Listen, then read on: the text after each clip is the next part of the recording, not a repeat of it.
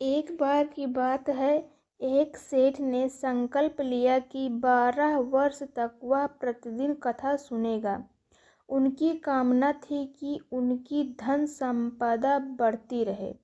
ईश्वर के प्रति भक्ति भाव प्रदर्शित करने के लिए उन्होंने यह मार्ग चुना।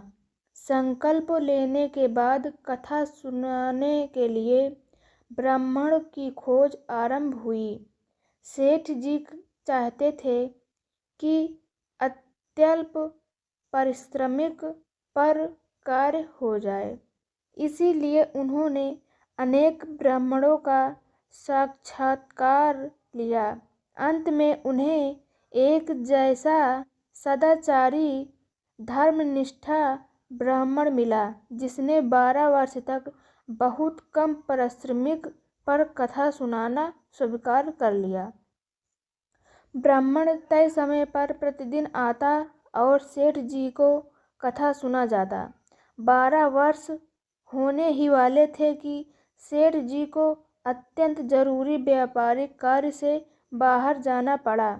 जाने के पूर्व उन्होंने जब यह बात ब्राह्मण को बताई तो वह बोला, आपके स्थान पर आपके पुत्र कथा सुन लेगा, यह धर्मानुसार ही है।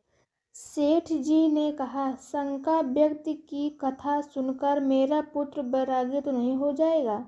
ब्राह्मण ने कहा, इतने वर्ष तक कथा सुनने के बाद आप सन्यासी नहीं बने तो 2-4 दिन में आपका पुत्र कैसे बैरागी बन जाएगा?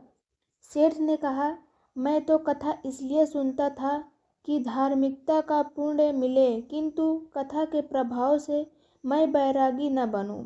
यह सुनकर ब्राह्मण बोला, क्षमा करें सेठ जी, आपको कथा का कोई पुण्य नहीं मिलेगा, क्योंकि आपकी धार्मिकता हार्दिक नहीं दिखावटी है और आप इसे स्वार्थवश कर रहे हैं।